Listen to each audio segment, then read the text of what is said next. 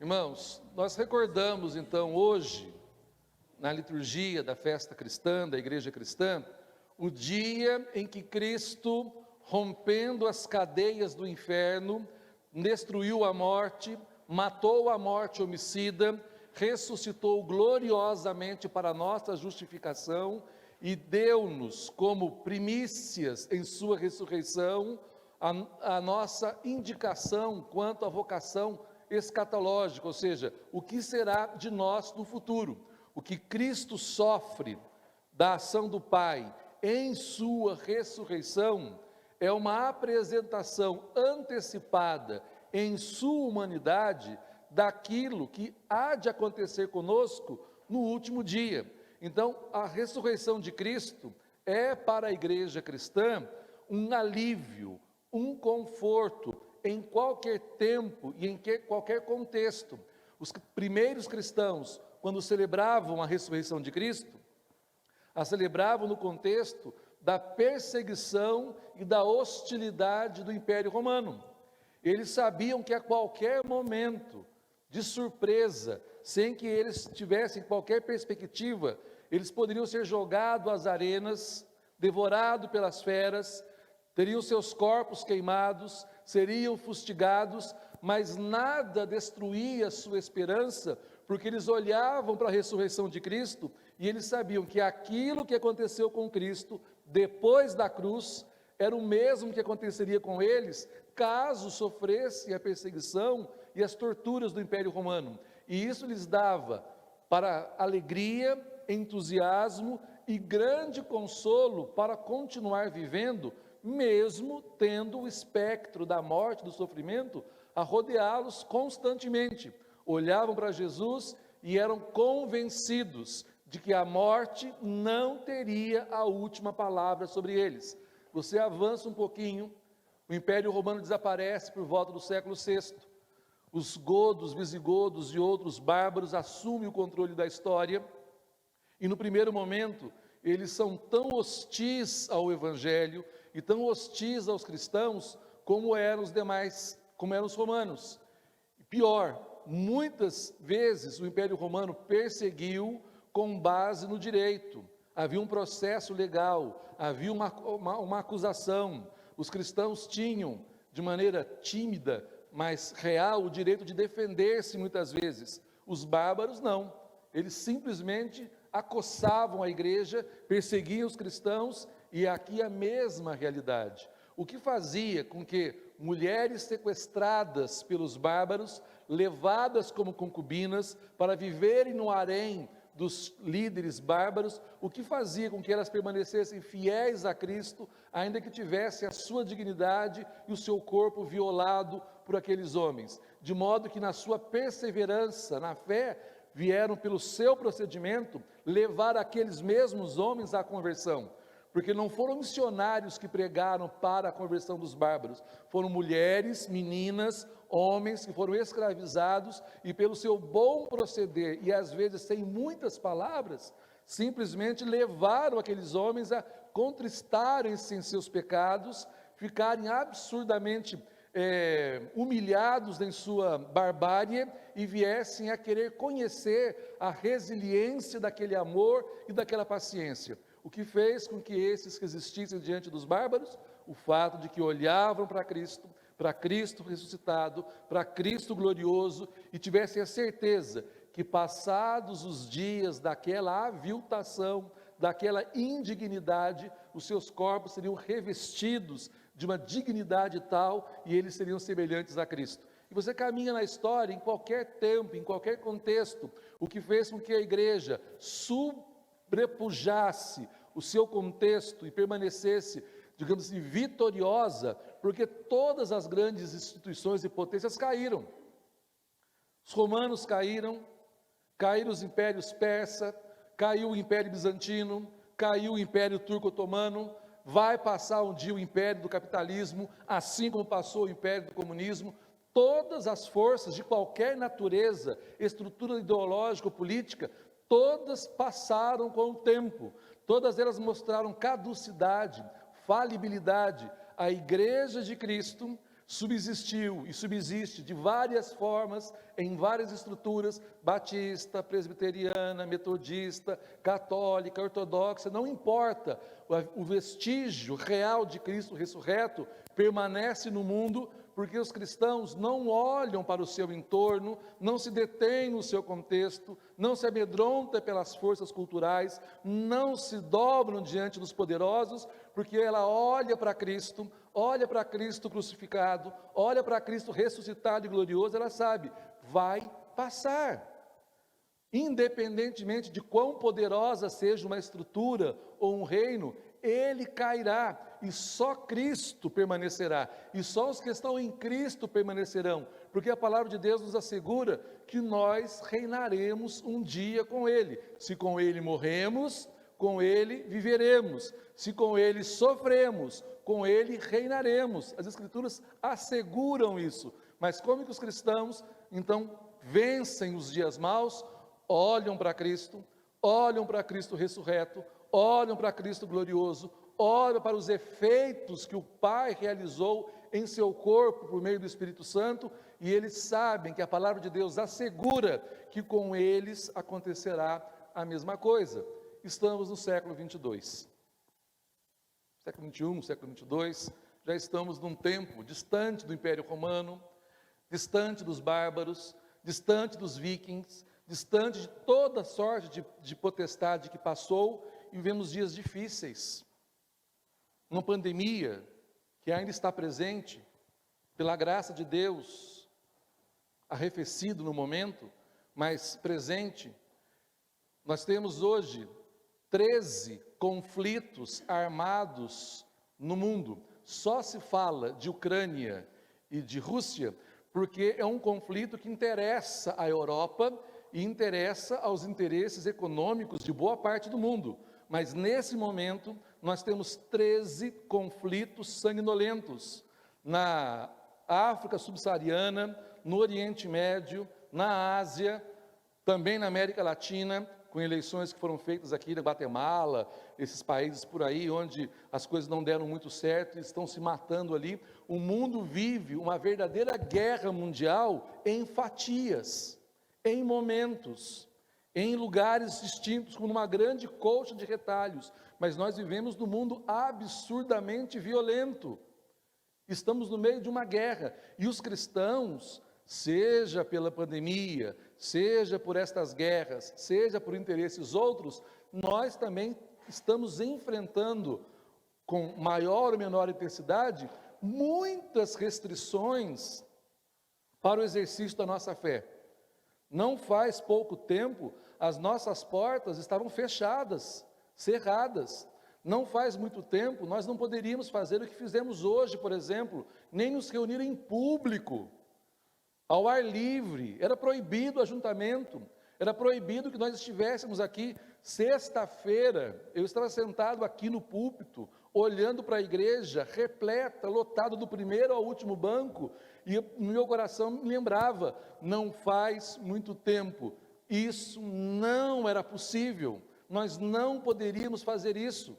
Na quinta-feira, no Jardim Raquel, domingo retrasado no Jardim Raquel, lotado, há pouco tempo, nós não poderíamos fazer isso, e haverá outras oportunidades dadas por Deus a Satanás, para fazer com que a igreja dê um passo decisivo em direção à cruz.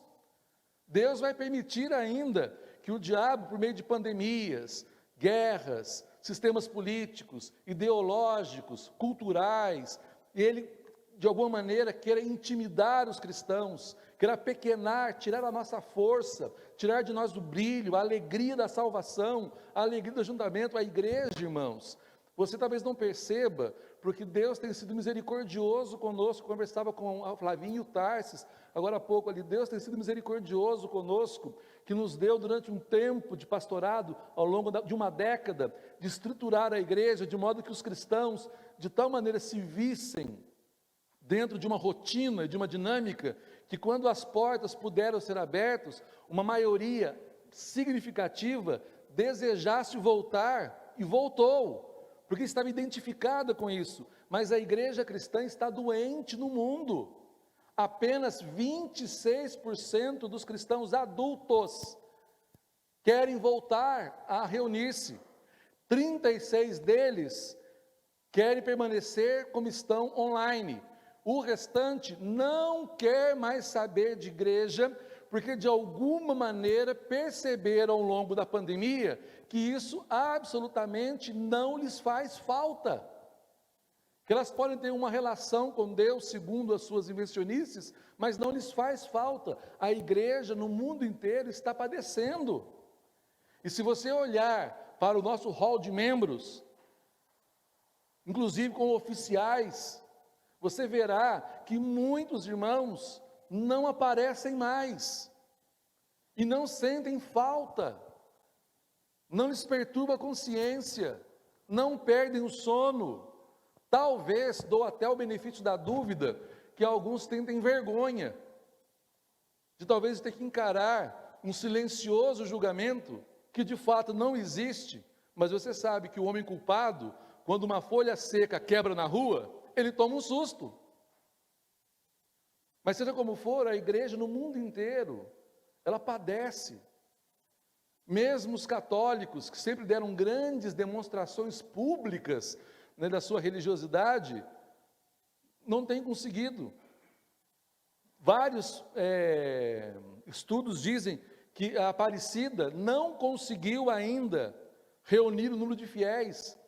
Quem daqui da cidade sabe que as procissões eram longas, demoradas e pirracentas. Porque eles paravam em frente aos templos e ficavam bem em frente aos templos evangélicos, e Viva Maria. Hoje, nós estávamos aqui de manhã para sair e demos de cara com a procissão. Tinha lá meia dúzia de gato pingado, mais ou menos. Eles pararam em frente à igreja, cantaram uma antífona, errada por sinal, mas cantaram uma antífona aqui em frente, né? Cantaram Viva Maria, desceram, mas era um grupelho. E há uns anos atrás, quando juntava as paróquias todas para o culto aqui na praça, tinha carro estacionado até para cima do ESO. Era uma coisa absurda. Não, tinha muita gente, mas não como antes. Porque todos os que confessam a Cristo de uma maneira ou de outra, foram profundamente afetados pela pandemia. Não pensem vocês que nós passamos incólumes. Irmãos nossos que confessam a Cristo morreram, outros têm sequelas, as dificuldades econômicas e financeiras se abatem em alguns lares, alguns de nós ficamos doentes, mas graças a Deus saímos quase que ilesos, mas psicologicamente e emocionalmente, não há quem, de alguma maneira, não tenha experimentado algum tipo de opressão espiritual. Satanás fez de tudo para intimidar-nos, para tocar terror no nosso coração, para fazer com que nós vacilássemos muitas vezes em nos reunir, em que nós pesássemos a coisa e de alguma maneira desacreditássemos de que a graça seria suficiente, nos bastaria. Alguns de nós duvidamos, inclusive, até da ciência, né? E nos deixamos levar por fake news e outras coisas, esquecendo que é nosso dever, porque somos seres racionais e criados à imagem como semelhança de Deus, compreender que a ciência faz parte da graça comum,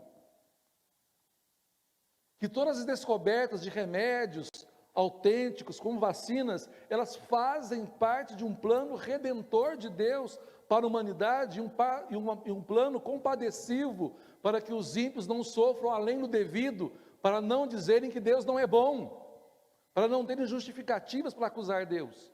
E nós esquecemos disso e entramos na contramão e ficamos do lado dos ímpios, ou de pessoas de miolo mole, falando mal da ciência, sendo que Deus é o autor da ciência. E o livro de Isaías diz que o espírito de ciência, o espírito de sabedoria, repousaria sobre Cristo, sobre o Messias. E nós sabemos que tudo que é do Messias é do povo messiânico. Então, a ciência está a nosso favor. Mas, irmãos, nesse tempo difícil, qual é o remédio eficaz para a igreja, para o corpo de Cristo que sofre? Qual é o remédio eficaz para que os cristãos voltem com as alegrias da salvação? Qual que é o meio eficaz para fazer revivecer no coração dos crentes a paixão, o desejo por comungar, por celebrar, por encontrar-se com os irmãos? O remédio é o mesmo de sempre, é fixar os olhos em Cristo ressurreto e saber que tudo que é dele é nosso, e tudo que aconteceu nele acontece conosco.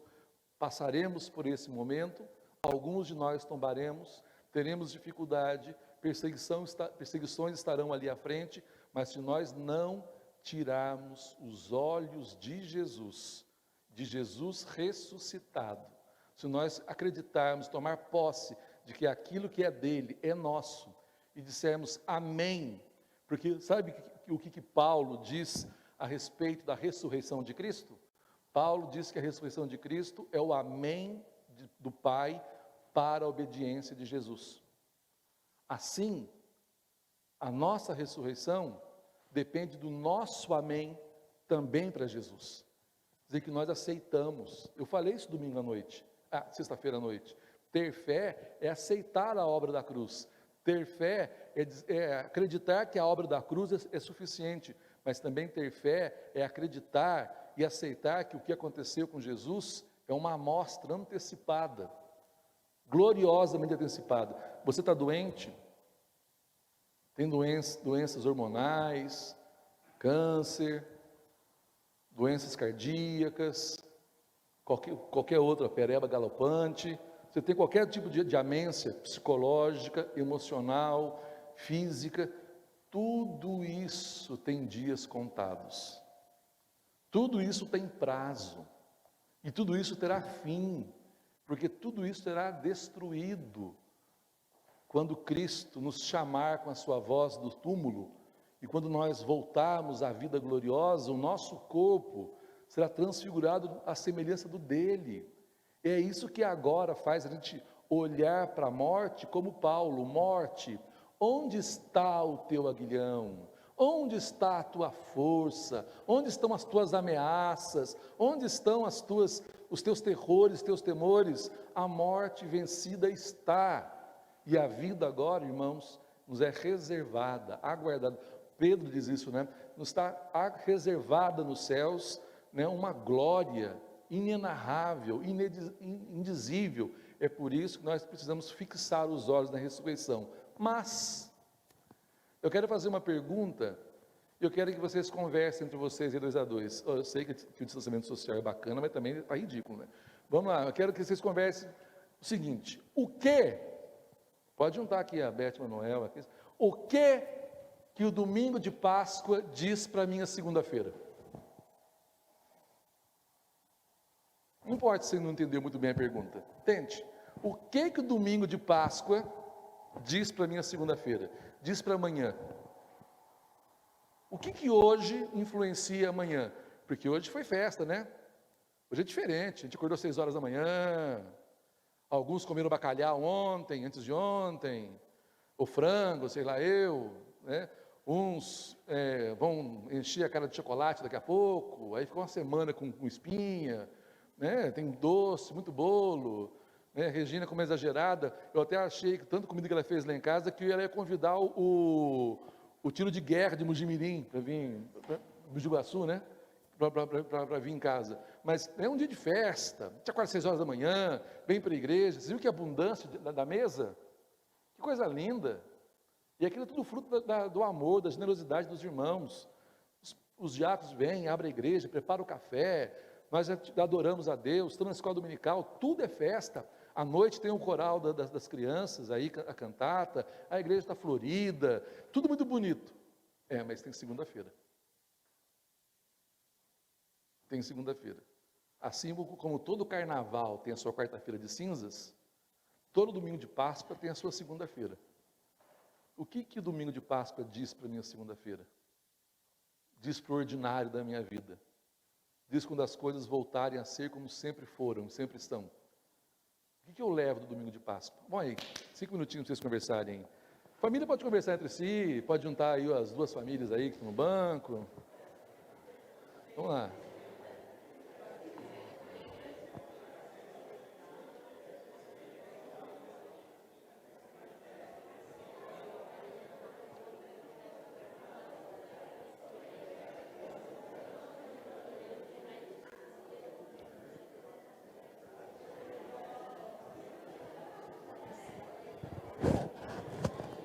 Aqui.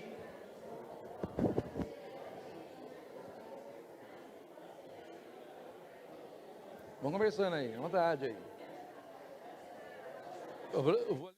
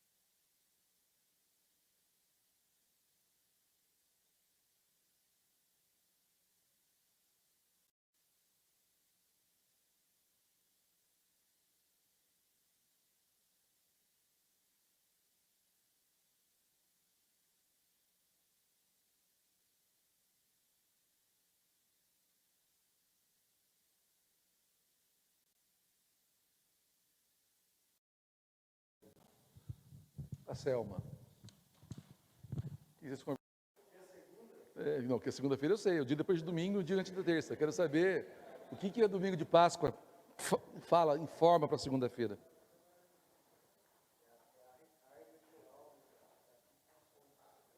É recarga geral daquilo que nós somos. Então, o cara que toma muito depois do... as alusões. Todos os dias é o dia do Senhor. Não existe... É claro que no domingo, né, nós estamos aqui, a comunhão com os irmãos, isso faz bem, mas para nós, todos os dias é dias do Senhor. Todos os dias é dia de adoração e de buscá-lo na palavra, em oração, enfim. É andar com Ele todos os dias. Isso aí. Lá atrás aí. A Selma. O que vocês conversarem? Railton, Selma, Neto. Vou falar. Não, o Neto vai ser o porta-voz Mas o Neto não está conseguindo nem pegar. porta-voz da família. Não, fala aí. Não, foi ele. Eu falei que... Como é que é? Eu não lembro o que ele falou.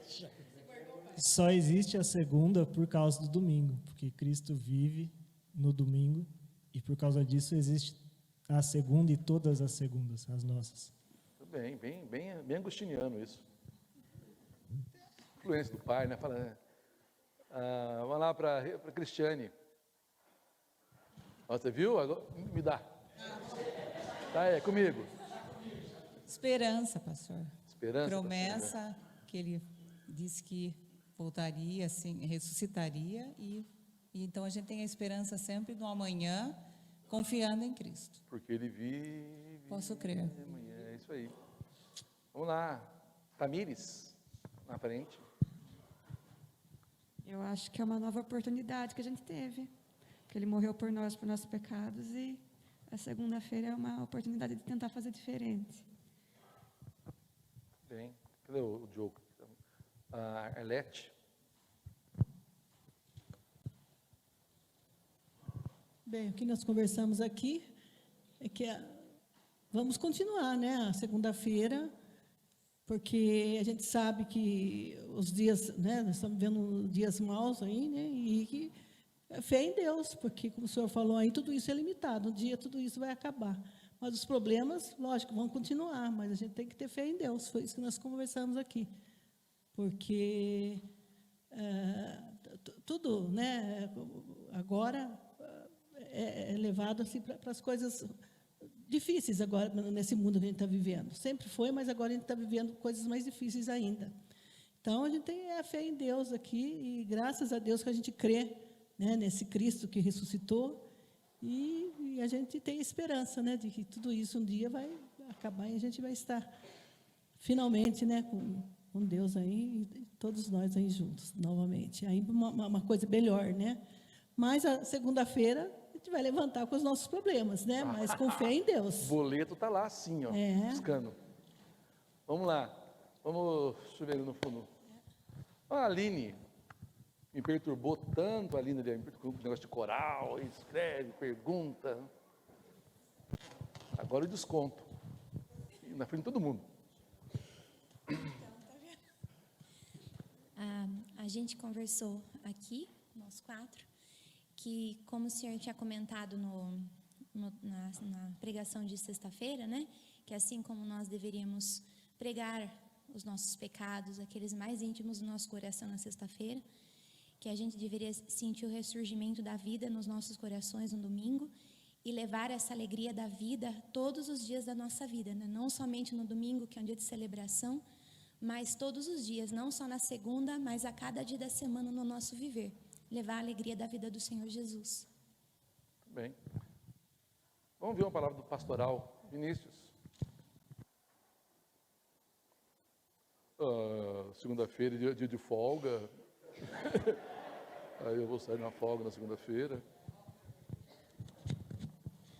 O que nós conversamos aqui é a certeza de que nossa esperança é viva e verdadeira diante das angústias que nós vamos voltar a ter notícias, sermos informados, e que a nossa fé, a nossa vida transcende as bases, os alicerces desse mundo e estão firmadas em Cristo. Bem, vamos ficar em pé para orar para a gente ir embora? É inacreditável. Irmãos, o povo está louco para ir embora, não aguenta mais. Segunda-feira está chegando. Olha, mas nem no SPS eu tenho tanta pasmaceira assim, viu? Irmãos, vamos lá. Não existe resposta certa nem resposta errada. É uma resposta que se dá à luz daquilo que se entende, daquilo que se ouve do Evangelho quando é pregado. Evidentemente, nós podemos partir assim. Bom, o que o domingo da celebração da Páscoa diz para mim a segunda-feira? A gente pode dizer assim, nada. Se o dia não é diferente dos outros, não é mais especial que os outros, e a segunda-feira também não tem nada de diferente de outras segundas-feiras. Mas isso é um olhar, digamos, bastante cínico, como se nós não tivéssemos experimentado nada. E o grande problema nosso, como cristãos, e como cristãos presbiterianos, é que nós estamos tendo uma relação, uma atitude celebrativa no culto, nos estudos bíblicos, muito, muito cerebral, muito, muito intelectual e muito, muito carnal.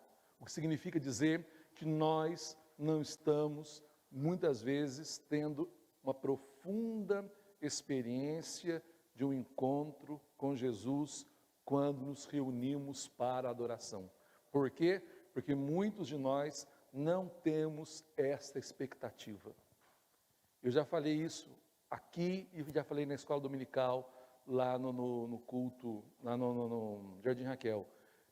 No domingo, quando você vem para o culto, se você não espera e mais, não deseja ouvir e ver grandes coisas de Deus, você nem deveria vir ao templo.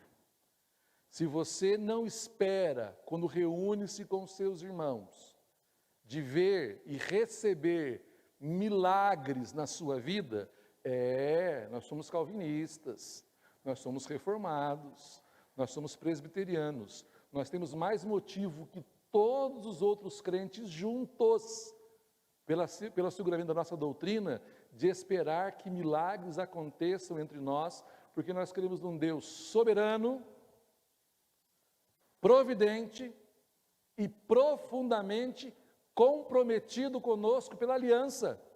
Então Deus se interessa por problemas enormes e Deus se interessa por coisas banais da nossa vida.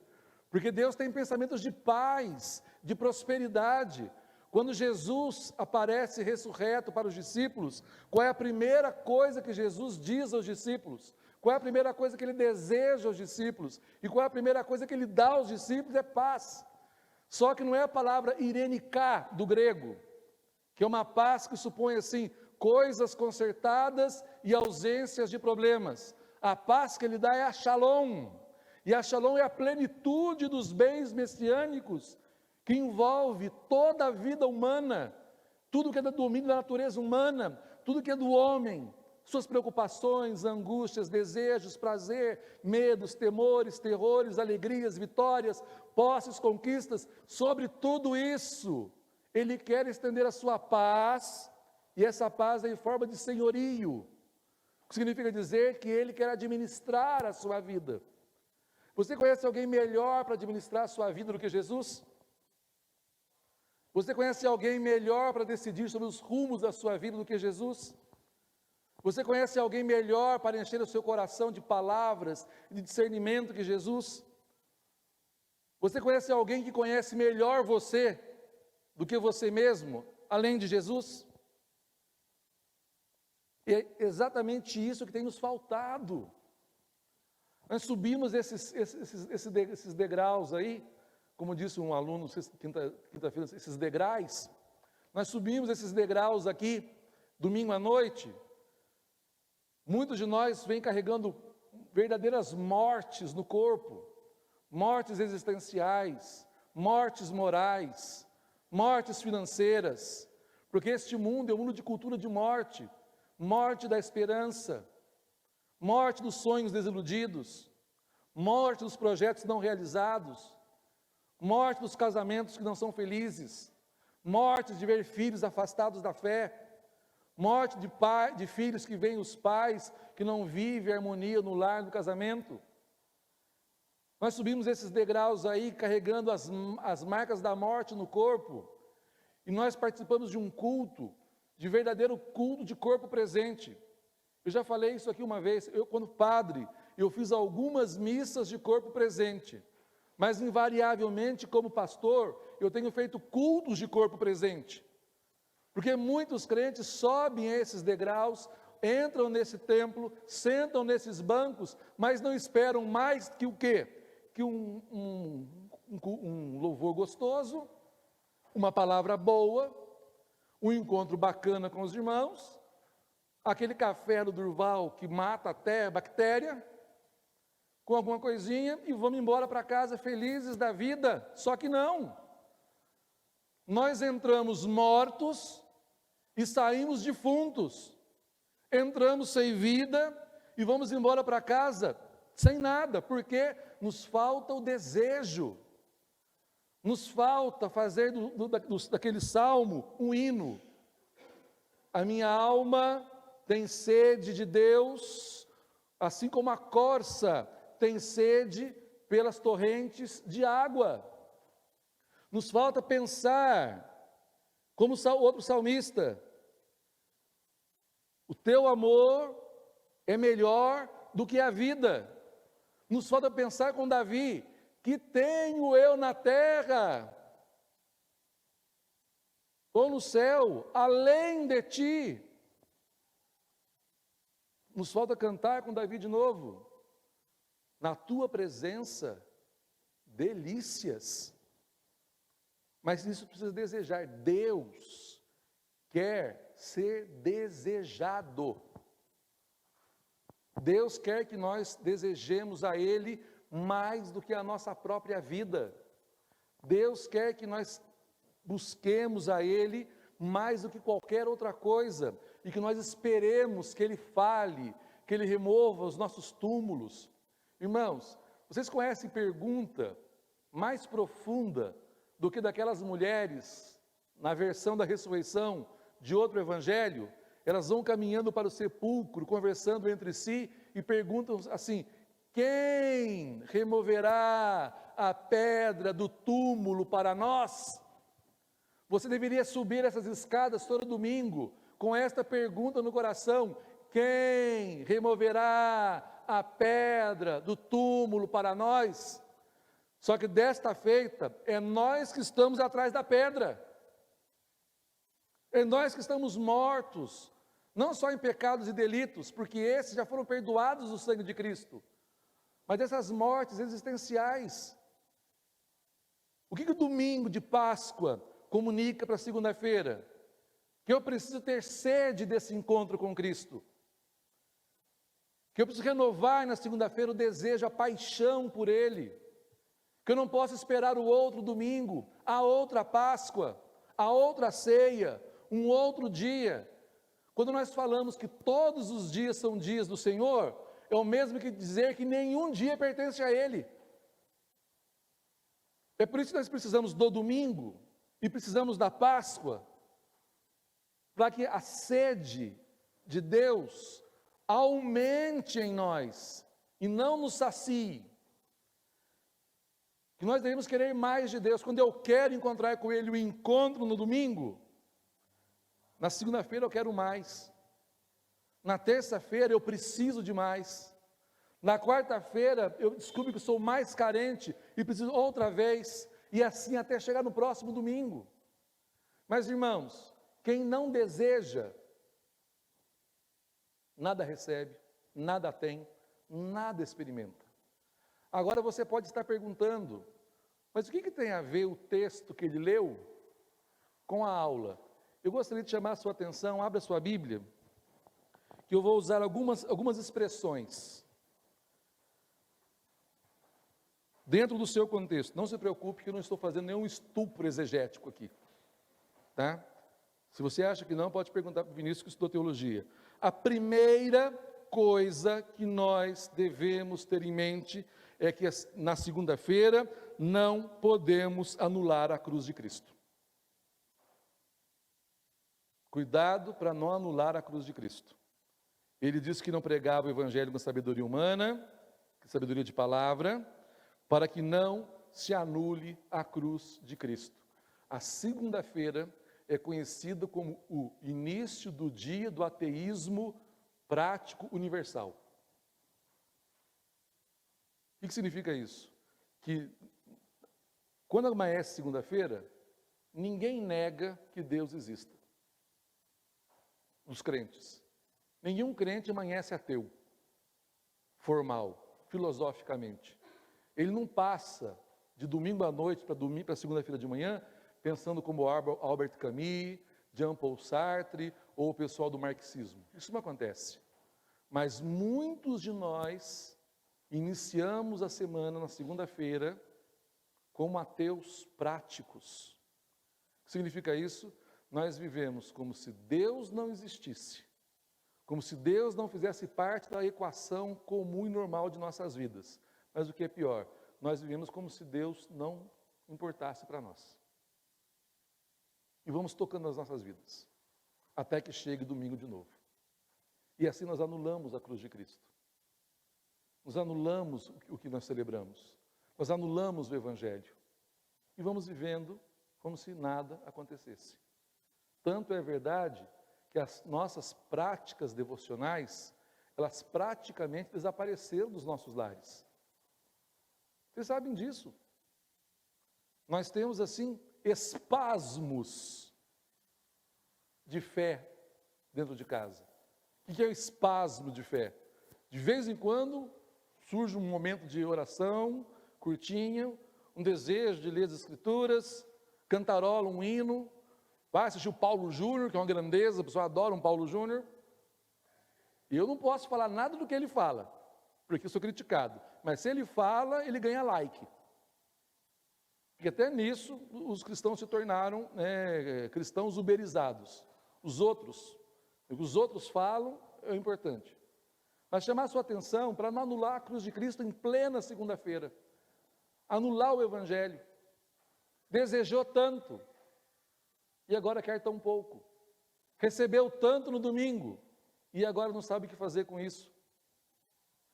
Viu tantos sinais e maravilhas e agora continua cego, sem discernimento. Ouviu uma palavra de direção e agora está perdido entre tentativas de erro e acerto para ver onde vai parar. Sabe o que Deus proíbe, mas tem prazer em transgredir. Sabe o que Deus deseja e ama e ordena, mas não tem forças para fazer. anula na segunda-feira o que foi celebrado no domingo. Continuando o texto, irmãos. Certamente a palavra da cruz é loucura para os que se perdem. Por quê? Porque a cruz nos lembra que tudo que nós estamos celebrando hoje é uma exigência para o dia seguinte. Qual é a mensagem central, dentre outras mensagens centrais que a Páscoa nos convida a viver? Uma delas é a obediência a Deus. Porque a ressurreição de Cristo, como eu disse, significa que Deus aceitou a obediência de Jesus. Deus aceitou aquele sacrifício. Deus aceitou aquela vida. Quando a gente estuda teologia, a gente sabe que Jesus viveu dupla obediência. A obediência ativa, que é aquela que ele quis obedecer. Então, ele, desde a mais tenra infância, subia ao templo, entrava na sinagoga conforme o seu costume, foi circuncidado, participava dos festivais de Israel, observava a cerimônia mosaica, nunca fez nada para contrariar a lei, obedeceu e observou em filigrana, porque ele quis agradar o Pai. Essa é a obediência ativa. A obediência passiva foi que ele recebeu sobre si os nossos pecados, ele recebeu sobre si a ira de Deus, ele carregou o madeiro nas costas, ele foi crucificado, eles zombaram dele, riram dele, mataram-no, e ele fez tudo passivamente. Por isso que o profeta diz, ele não ouviu a sua voz na praça, como uma ovelha muda foi levada diante dos seus tosquiadores. Ele não esperneou. Ele não esperneou. Mas, irmãos, se eu disser para vocês que isso é uma loucura,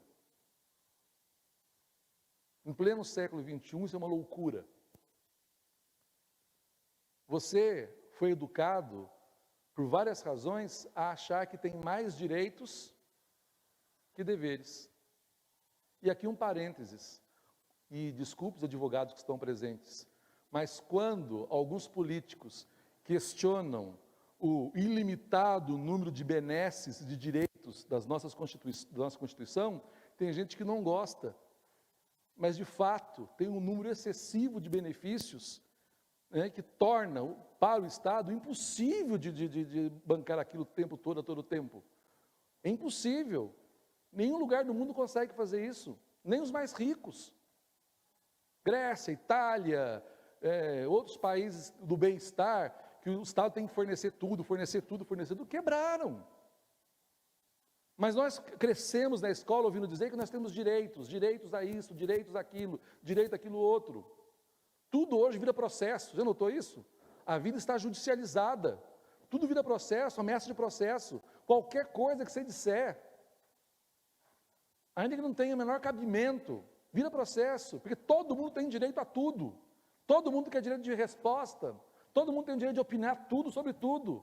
Olha as redes sociais, todo mundo tem o direito de opinar sobre tudo, e qualquer assunto, mesmo que ele não domine. Olha o que brotou de um tempo para cá de gente que entende de Constituição, de Supremo Tribunal, de infectologia, de tratamento para Covid, incrível. De uma hora para outra, todo mundo virou especialista, porque todo mundo tem uma opinião a dar. E nós temos direitos. Mas nós esquecemos que quando nós olhamos para o Evangelho não nos dá nenhum direito, porque o direito anula a graça. Vocês pararam para pensar nisso? Que o direito anula a graça? Porque direito é algo devido. E a cruz diz que Deus não nos devia nada, não tínhamos direito a coisa alguma, mas ainda assim, levado por uma misericórdia e um amor que não se pode descrever, Ele deu-nos Jesus Cristo, gratuito e graciosamente. Para quê? Para que nós vivêssemos agora na loucura da cruz. Porque a cruz é um escândalo, é uma loucura para o mundo. Hoje de manhã na procissão, aqui, algumas coisas eu compreendi. O que estava o carro-chefe, o abre-alas da procissão, né, era a Nossa Senhora de Fátima. E não faz nenhum sentido. Porque primeiro que Nossa Senhora de Fátima é uma devoção portuguesa. Né? Cristo, até onde eu sei, não era português. Não tinha um bigodão, não andava de sandalhona, nem dançava o vira. Né? Mas estava aí. E os cantos que estavam cantando eram mais direcionadas a ela do que qualquer outra coisa. E mesmo a antífona que foi cantada numa perspectiva, né, que elogia mais a ela do que a ele. Nas possíveis glórias dela. Mas fui entender alguma coisa quando passava, um filme passou na minha mente. Né? Porque, de alguma maneira, a gente quer também anular a loucura da cruz, até mesmo na celebração da Páscoa. A gente acha que passou. Está livre. A segunda-feira é um convite para voltar para o Calvário, irmãos. Para voltar para o Calvário. Para voltar aos pés da cruz. Para voltar para a cruz. Agora, na esperança da ressurreição. Não como desgraçados, não como indignos, não como culpados, mas como salvos. Mas enquanto caminharmos nesta vida, a cruz é o nosso lugar. A cruz é o nosso endereço. A cruz é o ponto de encontro com a graça. Por isso que Paulo diz que é preciso crucificar a nossa vida. Paulo já era salvo naquela altura, já era apóstolo. Por meio dele se faziam milagres. Ele havia conversado tete a tete com Jesus várias vezes. E ele disse que era preciso crucificar-se. A cruz é o nosso lugar. A segunda-feira, a Páscoa diz para a segunda-feira que nós precisamos voltar para a cruz, voltar para o Calvário. A luta foi vencida, a morte foi destruída, mas Satanás ainda tem liberdade, ainda tem autoridade.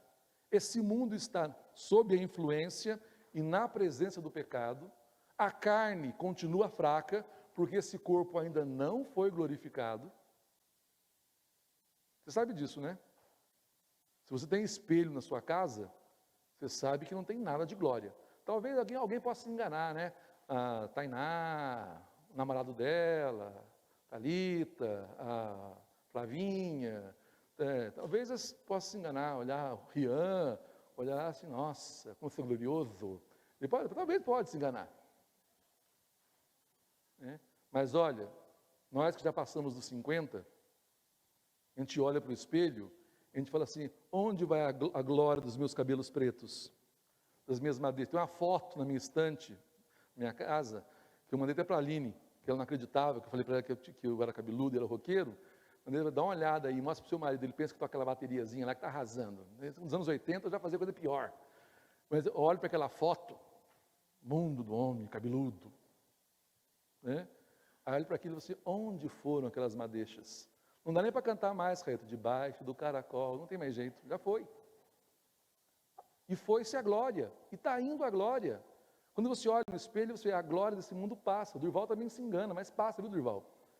A glória desse mundo passa. Mas, com tudo isso, estamos vivendo num mundo caído. Os católicos têm razão quando eles rezam a Salve Rainha. Nós vivemos nesse mundo num vale de lágrimas. E somos degradados filhos de Eva. Estamos caídos agora aqui, neste mundo. E como a carne não foi transfigurada, a solução para a carne é a cruz. A única solução possível para a nossa carnalidade é a cruz. A única saída deste corpo de morte é a cruz. Você não quer anular o domingo de Páscoa?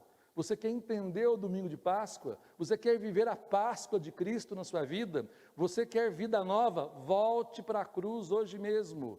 Hoje não, hoje é domingo de Páscoa. Volte para a cruz amanhã cedo. Olha que o pastor à noite vai assim, além de falar isso, mas ideia é benção, né? A graça,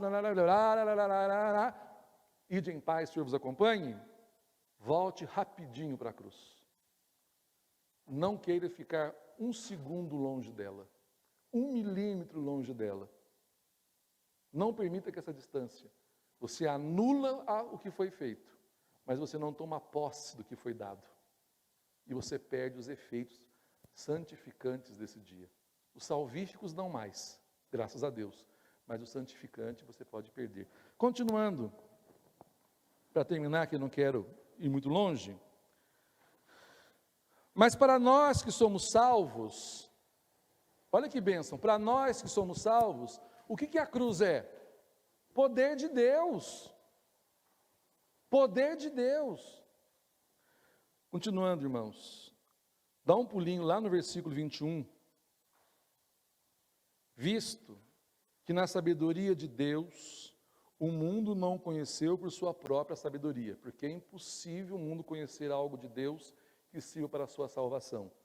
Mas para nós, olha o que fala o apóstolo Paulo: Deus achou por bem salvar os que creem por meio da loucura da pregação. O que nós precisamos na segunda-feira?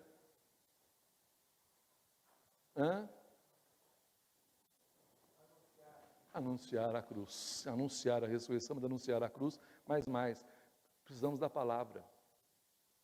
Domingo de Ramos, domingo de Páscoa, informa a minha segunda-feira que eu preciso desta loucura da palavra. Preste atenção, seremos salvos pela loucura da pregação e não por uma pregação louca. São coisas distintas, tá? Cuidado quem você anda ouvindo por aí. Precisamos da loucura da pregação. Domingo de Páscoa diz que cristão não vive sem palavra. Eu posso viver sem uma série de atos da religião, mas não posso viver sem a palavra. E quando a gente fala palavra, eu não estou falando só essa palavra aqui não, viu? Quero falar de uma outra loucura, a loucura da oração. Porque a oração é um tipo de palavra. A loucura da oração. Vou contar uma coisa para vocês. Semana retrasada, os parentes da Regina estavam em casa conosco. E não existe resíduo ou vestígio de religião neles. A menininha de 3 anos, não é que ela não sabe quem é Deus, ela não sabe o que é Deus. Vocês compreenderam a diferença? E vivem no estado de, digamos assim, de bem-estar social. Eles moram em Londres. Da pandemia, eles ganharam 90% do salário do Estado. Estão legais, são cidadãos portugueses, já estão tirando o passaporte britânico, pagam os seus impostos, eles têm os seus direitos lá, como moradores, imigrantes, trabalhadores em Londres. São tranquilões lá, de boa. A criança não sabe quem é Deus. O que aconteceu? Primeiro dia deles em casa, Thalita sabe disso. Primeiro dia deles, vamos orar, fecha o olho para orar. E ora, e ora, e ora. A menininha perguntou por que o Luiz Fernando fala sozinho. De fato, eu falo sozinho mesmo, mas não naquela hora. Não naquela hora. E depois de novo. Para ela era engraçado. Com o que está falando? Aí no terceiro dia, pedi para a Thalita orar. Aí, acho que a menina pensou, é mal de família. Porque... No último dia, pedi para quem orar? Foi demais. Até a senhora? Todo mundo fala sozinho. Né? Só que tem uma coisa. Eles sobrevivem sem a oração. Nós não. Não mais. Não mais. Porque existe um tipo de a oração da qualidade de vida para o cristão. Domingo de Páscoa informa que agora nós não podemos viver cortados, distanciados, apartados, indiferentes com tudo que Jesus fez e tudo que aconteceu com Ele por nós. É impossível. A oração é, de todos os atos de piedade, o primeiro e o mais excelente. Sabiam disso? O primeiro e o mais excelente. Os apóstolos não disseram assim em Atos 6. É preciso que nós nos dediquemos à pregação e à oração. Ok? Como é que está no texto original e nas nossas traduções? Primeiro a oração e a pregação. Mas as duas coisas estão unidas. Irmãos, domingo de Páscoa, informe minha segunda-feira que sem oração e sem palavra, eu posso chegar ao próximo domingo, mas vai ser sofrível, vai ser miserável, vai ser triste, vai ser com lutas. Alguém aqui já leu Dom Quixote, de Miguel de Cervantes? Já leram? Uma obra maravilhosa. Ele lutava, na verdade, contra moinhos de vento. Ele via nos moinhos de vento os seus adversários mais ferrenhos. E por mais que o pobre do Sancho Panza dissesse para ele que eram só moinhos, tudo que ele via eram monstros. Sem oração e sem palavra, nós transformamos muitos moinhos em nossas vidas em monstros. A gente pode tentar atravessar de segunda para o próximo domingo sem oração e sem palavra, mas como eu disse, será miserável, será sofrível, será fustigante e no final das contas será como o mito de Sísifo. Na filosofia tem a mitologia do mito de Sísifo. Sísifo tentou enganar os deuses e ele recebeu uma punição. Ele tinha que rolar uma pedra pesada e difícil até o alto do monte. Quando ele estivesse lá, quase lá, a pedra escapava e corria para baixo. Ele começava tudo de novo. Mas sabe de uma coisa? Se ele chegasse lá em cima e colocasse a pedra, não faria nenhum sentido, porque não tinha nenhum sentido fazer aquilo. Assim é a vida de quem não ora e de quem não tem a palavra naquela semana. Ele vive o mito de Sísifo. Ele faz muito esforço para, no final das contas, não querer o que se queria. E mesmo se conseguir, não ter nenhuma satisfação na sua alma. Ou seja, é alguém que vive um eterno niilismo. Para terminar, irmãos, o que meu domingo diz para minha segunda-feira? Que eu devo viver bem o meu domingo, para que a segunda-feira também tenha sentido. Então, viva bem o dia de hoje. Eu disse para vocês, há uns 3, 4 domingos, né, na reunião dos professores do SPS, vamos lá, 10, 11 professores, e tinha um pastor batista no meio. E nós íamos disciplinar um aluno, né? E aí o pastor batista, coitado, inocente, enganado, vira e fala assim: mas como assim? Ele é presbiteriano e jogou bola no domingo? Isso é impensável. Aí todos os pastores presbiterianos se olharam, e eu olhei para ele e lembrei do filósofo compadre Washington. Sabe nada, inocente. Já foi tempo que o domingo era para nós um sacramento da eternidade. Já faz tempo que o domingo era para nós a antessala da vida eterna. Já faz tempo para nós que o domingo era a Páscoa semanal. Já faz tempo que o domingo para nós era o dia dos dias, que comunicava para os outros dias que nós precisamos voltar para onde Jesus está todo dia. Já faz tempo. Domingo para nós é fim de semana. Weekend virou uma heresia. É fim de semana. Tanto é verdade, que muitos cristãos pegam o final de semana do domingo de Páscoa e vão para a praia. Por quê?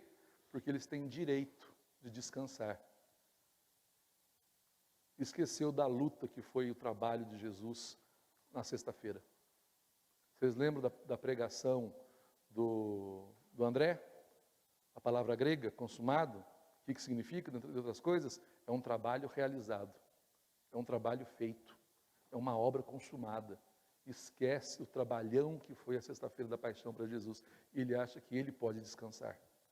Domingo de Páscoa nos lembra que não há descanso nesta vida, a não ser no dia do Senhor. Porque a luta continua até que Cristo volte. Irmãos, que a boa celebração da Páscoa nos ajude a viver os outros dias nessa perspectiva da cruz gloriosa de Cristo Jesus. No final das contas, né, é o que nos lançará como uma catapulta, né, para a glória, para estarmos um dia para sempre com o Senhor. Sem crucifixão, sem ressurreição. Porque ressuscitados, também crucificados, diria Santo Agostinho. Deus nos abençoe, irmãos. Agora sim, fiquemos em pé, vamos orar pela bênção. Pai de infinita graça, Deus de bondade e misericórdia, obrigado por esta manhã, obrigado por esta escola dominical, mas sobretudo, Deus, obrigado pelo domingo, dia do Senhor. Obrigado porque é um dia especial esse domingo, quando nós fazemos memória no calendário cristão da ressurreição de Cristo. Agora, Deus, por misericórdia do Senhor, dá-nos um dia aprazível e santo com os nossos familiares.